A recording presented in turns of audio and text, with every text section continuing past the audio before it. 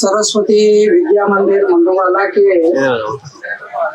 परिसर में नूतन छात्रावास के भूमि पूजन कार्यक्रम के अवसर पर मंच पर उपस्थित इस प्रदेश के यशस्वी मुख्यमंत्री पुष्कर सिंह जी धामी, विज्ञान भारती के संगठन मंत्री शिव कुमार जी, विद्या भारती के डोमेश्वर जी, जिनके सहयोग के कारण छात्रावास का निर्माण होने वाला है, ऐसी बीपीसीएल की स्वतंत्र निर्देशक डॉक्टर सुषमा अग्रवाल जी, सुरेंद्र मित्तल जी और इस कार्यक्रम में उपस्थित इस कार्य के साथ आत्मीयता रखने वाले सभी बहनों तथा भाइयों तथा विद्यालय में पढ़ने वाले भैया बहन। अब क्या कहते हैं कि हर चीज का एक काल आता है, समय आता है। जब समय आता है तो उत्थान होता है, समय खराब रहता है तो दूसरी दिशा में बातें जाती हैं। और ये व्यक्ति का ही नहीं होता है, संस्थाओं का नहीं होता है, भगवान का भी होता है। एक प्रसंग कहते हैं पुराना, जब मद्रास प्रेसिडेंसी दो राज्यों में बटा, आंध्र और तमिलनाडु, तो दो राज्य बटते हैं तो जैसा उत्तराखंड अलग हुआ, उत्तर प्रदेश है, तो संपत्ति के बंटवारे होते हैं। तो सारे बंटवारे हो गए तो बाद में दो मंदिर बचे थे कि कौन सा किसको जाए। तो एक तिरुपति का पड़ाजी का था और एक कार्तिकेय भगवान मुरुगन का था। तो उस समय द्रविडियन मूवमेंट के कारण वहाँ परिस्थिति ऐसी थी तो सेंट्रल गवर्नमेंट ने प्राथमिकता उनको देने की सोची। तो अन्नादुरई नेता थे उनके, तो उनको ऑप्शन दिया कि दोनों में से जो मंदिर चाहो आप ले लो। उस समय तिरुपति इतने पॉपुलर नहीं थे जितने आजकल है। तो अन्नादुरई ने कहा कि हमको मुरुगन का दे दो, तो उन्होंने वो कार्तिकेय का ले लिया। और कुछ साल बाद तिरुपति भगवान का भी भाग्य पलटा। और फिर जो भक्तों की भीड़ चालू हुई तो तमिलनाडु में गलती हो गई हमसे। तो आज कहते हैं कि भारत के अंदर रिचेस्ट गॉड है मंदिर जो है वो तिरुपति का है। तो ये मंडोवाला का भी इतिहास मेरे को बता रहे थे लोग कि कोश्यारी जी के जमाने में 2003 में ये सब आई। एक बार तो 3 मुख्यमंत्री कार्यक्रम में आए। फिर वही कहते हैं कि काल राह देखता है, तो शायद अब थोड़ा अच्छा समय आने वाला लगता है। तो पिछले साल 1.5 साल से यहाँ की दशा भी बदल रही है, दिशा भी बदल रही है। और आज का जो कार्यक्रम है इससे मुझे लगता है कि ये और तीव्र गति के साथ में आगे बढ़ेगा। बाकी विद्या भारती का काम, उत्तराखंड में शिक्षा के क्षेत्र में जो भी नवाचार हो रहे हैं, नूतन प्रयोग हो रहे हैं, सुधार हो रहे हैं, तो इन सब बातों के बारे में तो आयोजकों ने और माननीय मुख्यमंत्री जी ने सब बातें रखी दी है। तो मैं उस संदर्भ में बहुत कुछ नहीं कहता हूँ, लेकिन कुल मिलाकर शिक्षा और उस संदर्भ में हम सबकी भी भूमिका और विद्या भारती की जो दिशा है और सरकार ने भी जो नई शिक्षा नीति में जो दिशा ली है, तो उसी दृष्टि से कुछ संक्षेप में 2-4 बातें विचार के लिए रखूंगा।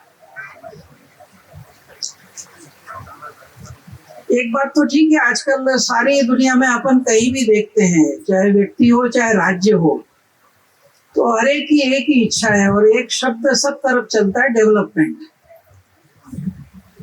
हर एक चाहता है कि भाई डेवलप होना चाहिए, डेवलप होना चाहिए। और इसलिए ये डेवलपमेंट शब्द जैसे विष्णु सहस्त्र नाम है वैसा हो गया आजकल। राज्य में जाओ तो भी डेवलपमेंट की चर्चा, देश में जाओ तो भी डेवलपमेंट की चर्चा। दुनिया के अंदर आजकल पृथ्वी समिट होती है तो दुनिया भर के देश आते हैं, तो वहां भी विषय यही रहता है। कभी रहेगा सस्टेनेबल डेवलपमेंट, कभी रहेगा इक्विटेबल डेवलपमेंट, कभी रहेगा डेवलपमेंट सोसाइटी, कभी रहेगा डेवलपमेंट एंड एनवायरमेंट। तो डेवलपमेंट की बात चलती सब तरफ और उसका परिणाम हो रहा है कि डेवलपमेंट हो भी रहा है। लेकिन समाज जीवन का जो व्यक्ति है, उस व्यक्ति के जीवन मूल्य, व्यवहार, इसकी जब हम तुलना करते हैं आज से 100 साल पहले का आदमी और आज का आदमी, और आज से 100 साल पहले का इंफ्रास्ट्रक्चर की सुविधा और आज की सुविधा, तो हमको ध्यान में आता है कि जो परिवेश है, परिसर है, उसका तो बहुत विकास हो रहा है। अच्छी सड़कें बन रही हैं, बिल्डिंगें बन रही हैं, बांध बन रहे हैं। तो एक तरह से ये विकास का स्तर तो बहुत व्यापक तौर पे बढ़ रहा है। लेकिन दूसरा ध्यान में आता है कि परिसर का विकास हो रहा है, लेकिन मनुष्य पिछड़ता जा रहा है।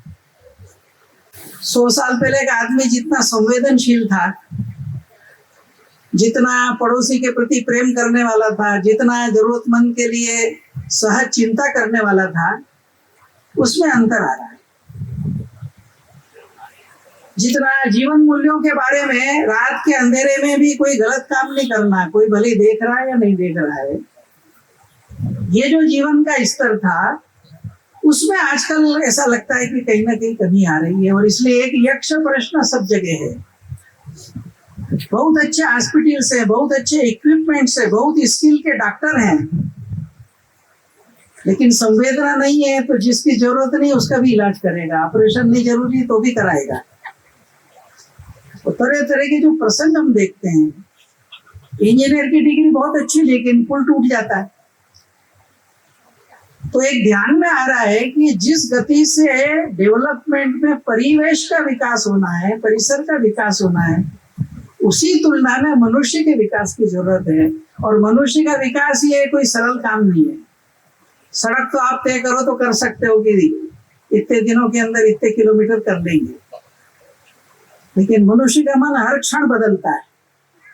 उसको संस्कारित करना, उसको करना, ये जीवन का सबसे बड़ा काम है। और वो अगर नहीं हुआ तो जितनी शिक्षा बढ़ती उतनी समस्या बढ़ती है। हमारे यहाँ संस्कृत में बड़े सूक्ष्म में समझाते हैं। तो आजकल जब शिक्षा की बात चलती है ना, तो कहते हैं उसके लिए एक शब्द बहुत चलता है, साक्षरता। तो साक्षर होना चाहिए, लिटरेसी बढ़ना चाहिए। तो संस्कृत में उसके लिए शब्द है साक्षरा। साक्षर है ना, जिसको अक्षर ज्ञान हो गया। लेकिन कहा गया कि अगर उसको उल्टा पढ़े तो वो संस्कृत में कहते हैं कि साक्षरा विपरीताश्च एव राक्षसा भवति। तो लिटरेसी अगर, इसलिए भारत में हमारे यहाँ कहा गया कि शिक्षा जरूरी है, लेकिन उससे भी गहरे संस्कार जरूरी है। संस्कार जीवन को बदलते हैं, जीवन मूल्यों को बदलते हैं, मन को बदलते हैं, आदमी को अधिक उदार बनाते हैं, आदमी को अधिक संवेदनशील बनाते हैं। तो संस्कार युक्त शिक्षा हुई तो उससे समग्र बाहर का विकास भी होगा और मनुष्य का खुद का भी विकास होगा, समाज का भी विकास होगा। और इसी एक ध्येय को लेकर के इस विद्या भारती ने शिक्षा के माध्यम से जो भी बालक तैयार हो, उसका स्वयं का विकास हो, लेकिन समाज के प्रति समर्पित हो, समाज की समस्याओं के प्रति संवेदनशील हो। और इस भाव को लेकर के ये सारा का सारा काम चल रहा है। और सौभाग्य से एक लंबे समय के बाद भारत की जो नई शिक्षा नीति आई है, इसने भी भारत की इस मूलभूत बातों को स्वीकार किया। हमारे लिए आनंद का विषय होगा कि भारत सरकार का जो नया मॉडल आया है 5+3+3+4 वाला, तो जो पहला 5 है, जिसमें कक्षा 1 और 2 और कक्षा 1 के पहले के 3 साल, ये फाउंडेशनल जो कोर्स है, वह एक विद्या प्रवेश के रूप में, एक तो उसको नाम दिया है, नाम भी एक भारती दिया है। और दूसरा जो हमारे यहाँ पर कहा गया उपनिषद काल से कि एक मनुष्य का समग्र विकास होना है तो पंचकोशी होना चाहिए। आजकल वेस्टर्न सिस्टम में कुछ क्यू की चर्चा चलती है। तो एक कहते हैं वो PQ होना चाहिए, है ना, हेल्थ ठीक होना चाहिए। दूसरा कहते हैं IQ होना चाहिए, इंटेलेक्चुअल कोशेंट होना चाहिए।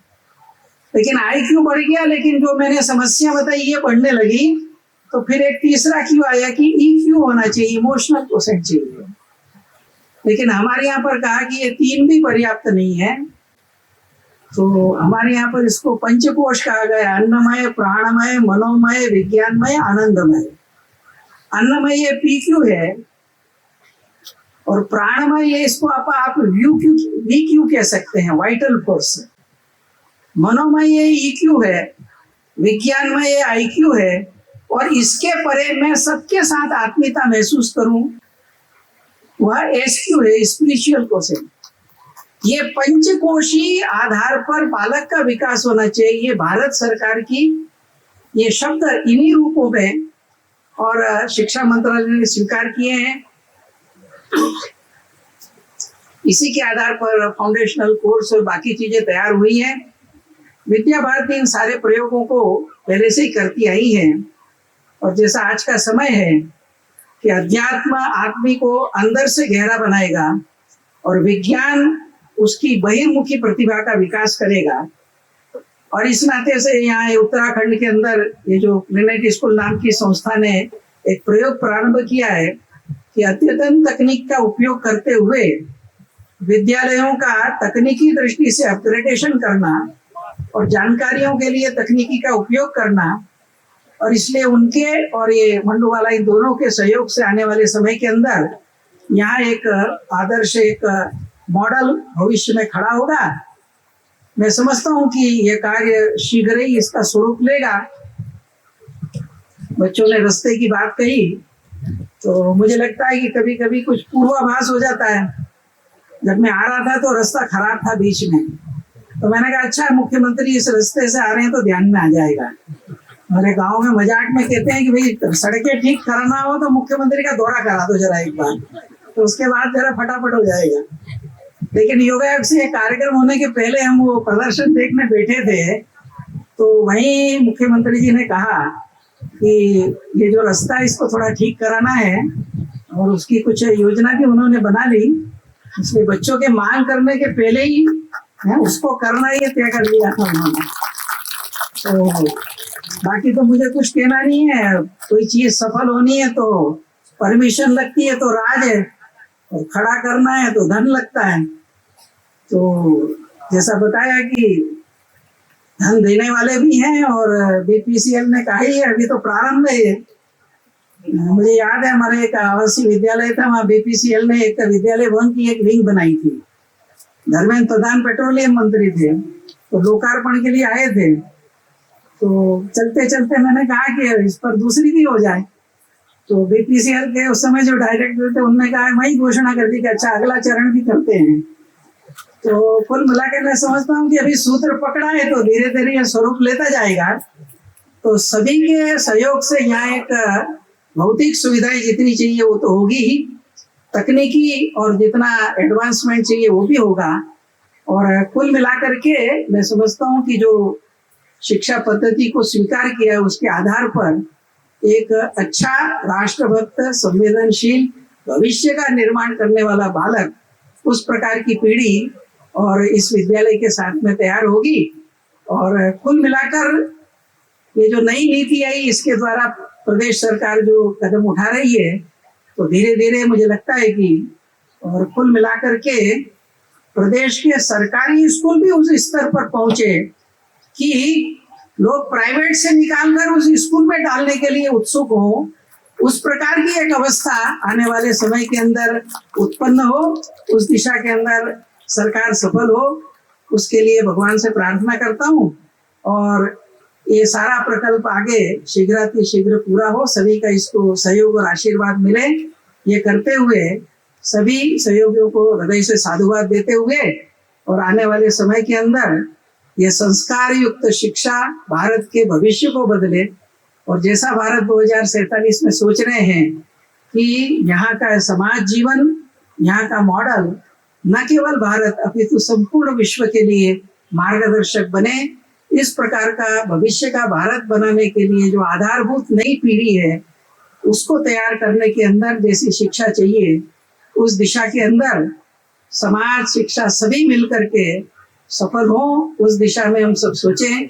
उस नाते से अभिभावक लोग, समाज के लोग, शिक्षाविद लोग, समाज के धनी लोग सब मिलकर सामूहिक प्रयत्न करेंगे तो उसके सुफल शीघ्रातिशीघ्र मिलेंगे। इतना ही निवेदन करते हुए मैं अपने 2 शब्द पूरे करता हूँ। Thank you so much, sir.